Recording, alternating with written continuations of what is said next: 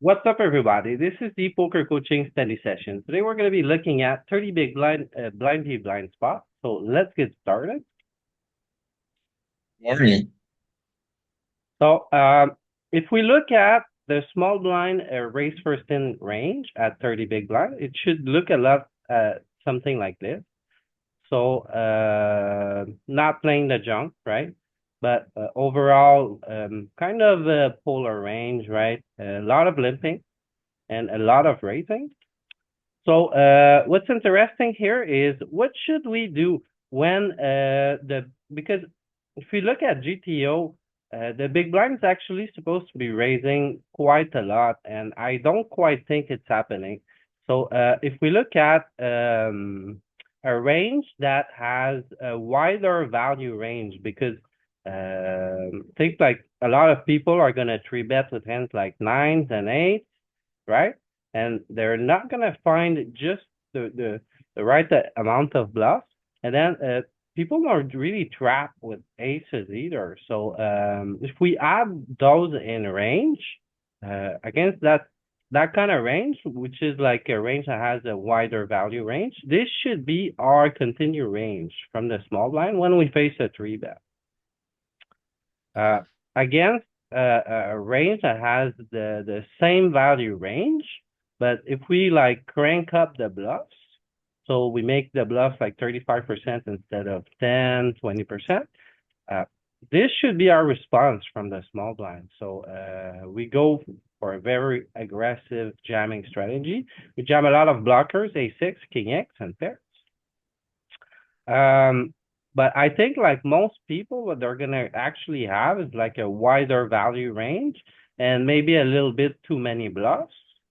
So against that kind of player, this should be our response from the big non from the small blind when we face a three bet. So a lot of jamming with like A6 and pairs. Um, Now, what's interesting is you actually have some lead as the small blind when you call the three bet. So you actually have some leads on those like connected 10 eye boards, 9 eye boards.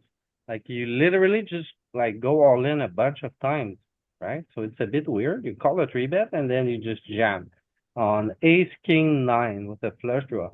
You just bet almost range small on 10-9-8, like you got like some jamming going on here, right? So we got a lot of leading on ace king with the flush draw, 10-9 with the flush draw. And I mean, I don't think people really lead that much from the small blind when they call three bets. Also, I don't think the big blind is really ready to face that lead. So I think this is a good spot where we can exploit population because think population really expect to three bet us from the big blind and then, to be facing a check, right? So, first off, also, uh, as we see here, there's actually a few boards where the big blind is supposed to be checking back quite a lot. And I was wondering, like, what's happening when the big blind is actually like not checking back on those boards? So if we look at like Jack 8-7 first, so Jack 8-7, the big blind strategy when we check to him should be very balanced. He's checking back 60% of the time, right? So against a balanced strategy, we end up calling a lot, not really raising so much, right? But if our big blind is actually range betting, we actually end up going all in a lot on him. So we jam with random king eyes, a bunch of our range. We don't really call or like we really continue by jamming. We jam almost all of our jacks and so on. So I thought that was a interesting adjustment. Also, on boards like Queen Jack 5 with the flush draw, he's supposed to be checking back 40% of the time, right? Which I don't think like people are gonna three bet and check back that often. So against a balanced range, this is our strategy. So like we're raising pretty much only our Queen X and then some some bluffs, right? But against a range bet, we end up going all in. So we end up going all in with almost every jack in our range. It's queen jack five, so we just stick it in with every queen, every jack. If we think our opponent are is just range betting. So let's get started. So I thought it would be interesting to play that scenario basically and see if we can get some reps in. So who wants to start here?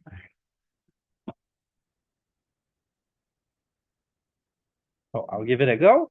I would fold here. We could call actually. So let's play the call line. Oh, he has queen. I don't know. Not enough fun. I want to call. Oh yeah, no, it was a great idea. So on King Jack 10, do you guys think we can leave?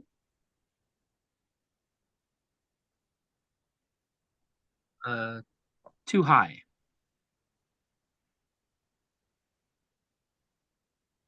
Right, let's give it a check. Yeah, 99%. So if we don't lead with this king, I guess we're not gonna eat. So how do we play from here? Would you raise? Would you call? I would probably call personally.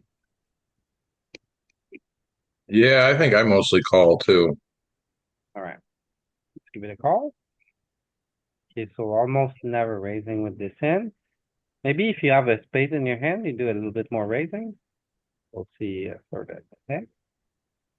Yes, check again, right? Don't start leading. The sun. We call again. Yeah, it I makes don't more want to get. sense. Yeah. Now it wants to. Ooh, we can raise. Yeah, now it wants to majority raise on this side. Okay, so I guess raise the turn. Click. Is it because the six doesn't really change anything? Like technically? I feel like it's more like a question of like we have top pair SPR is one. We have to just go in and might might as well go in before like the spade break or before four of a straight comes. But let's see after the hand actually. How many kings on the flop are raising? How many kings on the turn are raising? So say I would just probably go in here. Yeah, Yeah, all rip his it. draws are priced in to continue now, so you're just gonna like have to pay off when a bad card comes on the river and you don't get the value and he misses a draw and checks back, so it's time to go. All right, take it in. He calls with the nut. All right, that was fun. Okay, so let's see. First on the flop, how many kings do we get to raise on this flop? My hand, we were mostly raising all the kings, just like not the worst one. So okay, that's not bad. We mostly raise all the kings. The spades, right? A lot of spades are raising. What kind of strategy we need to get spades? Hmm. Actually, most spades are just calling. A few nut draws are raising, but almost nothing. So it's top pair of spades and then spade blockers. Oh, it's not even the ace. It's the four of spades. Tricky, tricky. No, is it? That's a weird one. Yeah, that confuses me all the time. These offsuit, I don't know sometimes which spade I need. It's Usually it just it's makes sense, tough right? sometimes. You do it a little bit when you have the ace of spade in your hand. That Yeah, way you can barrel when a spade comes in. So those make sense to me. But this ace five off here, I find interesting. Probably has to do with we don't block the folding range from the opponent. Like this is okay. just like whiffs in his range, right? Okay, question number two on the turn. How many kings? Like we only have a few kings left, right? So we don't really call any king X past it. Right. Okay.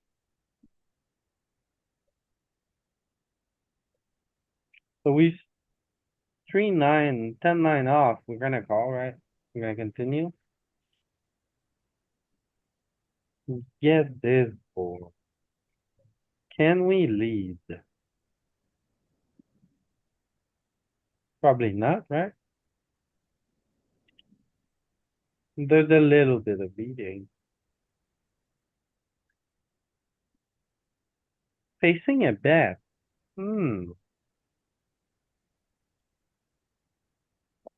Yeah, I'd still call. Call one. We can get the 8. I know it's on the lower end. Ah, Call raise. And then you get the magic plays. Okay. can we donk now? Can we bet 20?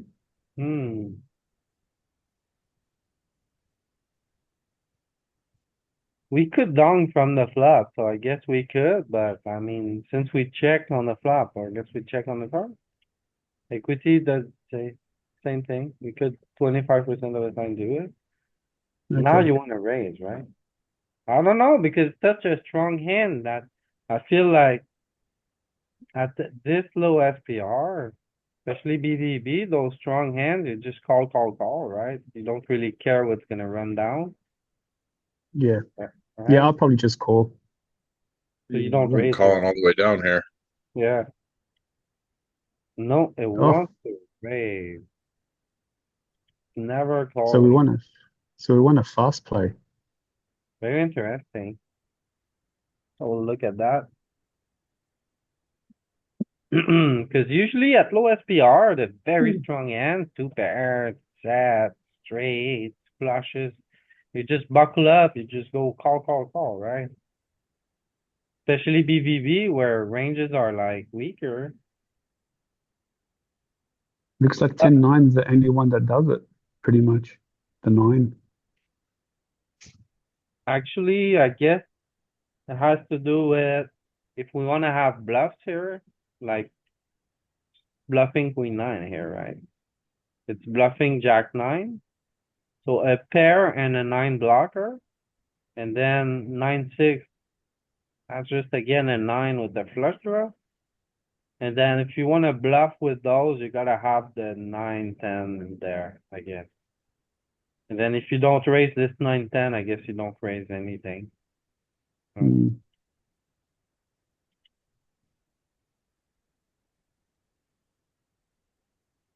You guys call this? I do sometimes. It depends on the mood if I'm tilted or not. If you're tilted, you call? Yeah. Okay, we're tilted. Oh, that's why you call, Yeah, because I know I'm going to flop a straight. huh? Okay. How do you play it when you flop it? You just check? Slowly. I like 10%. I really do for some reason. How would you lead here? Like the texture we lead on is like connected, like you call the three bet. You don't have anything like that. You don't have Yeah. much like that, right? You have like suited ends. Like you got this here, but that's about it, right? Yeah, you know what? You're probably right. I probably would check in real game. No, you're right. I would check. Leave that down. But it does lead, but I would check. Yeah.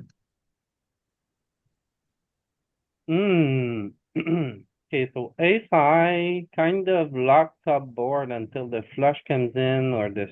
So it's kind of locked up in the sense that top pair won't change, but the nuts is gonna change if a straight card comes in, if a flush card comes in. So do we raise now or do we call? My default would be just to call because again, low SPR, strong hand, but maybe it's not the right spot for it because it's a three bet pot, so no, it's pure call.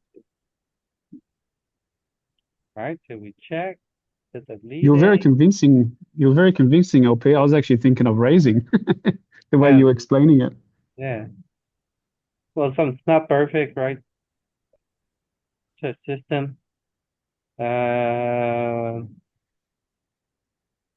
would also Yeah. call here, but I'm afraid. I'm really afraid. Okay, Yeah. the structure holds, and then Peter, hold my hand, Peter. I gotta check this river. No, no, I think we go all in. You don't check, but we Check, got check, like, check, no, you don't check. You stick it in. You're like, Yeah, okay, because ace if he and was king, maybe. bluffing, Go ahead. if he was bluffing with the king, he would just check it down. Where if we jam it all in, he might still call. Ah, interesting. Very, yeah, like this idea. Okay, but if we check two, we was gonna go for it. Anyway, so We ace jam. deuce here. You want to stick it in? Yeah, in his Woo! face. No, no, no. Just fold. Oh, was that the? I thought that was the strategy that you were showing, or did I misread it? Or was that the big blind jamming? Did I have it the wrong way around? Yeah. Yeah. Okay. Well, no, because I actually showed exploitative strategies, right? Okay.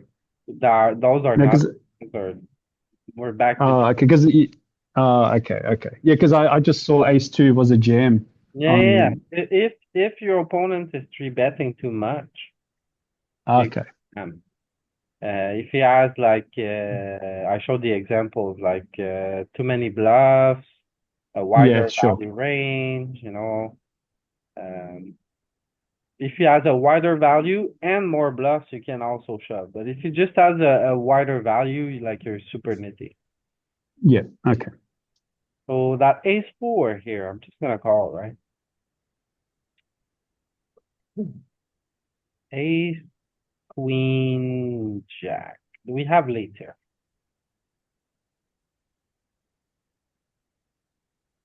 Um, I would venture to say no. Oh my god, look at all the leads. Okay, let's look at this board. Because I thought it was like ace, king with the flush draw, not so much ace, queen with the flush draw, but let's see. Ah, 40% lead. It's less, right? Because if it was ace, king with the flush draw, I think it would be a lot more. See? 15% more, a lot more on ace, king with the flush draw. Okay, so you actually lead a ton here. All right. Actually, I didn't want to spend too much time on this spot because it's a spot that doesn't happen too much. So what I had in mind was let's just jump in right away to a good old 30 big blind BVB spot and let's go from here. Right? Let's bring out the brand new note. So 30 big blind.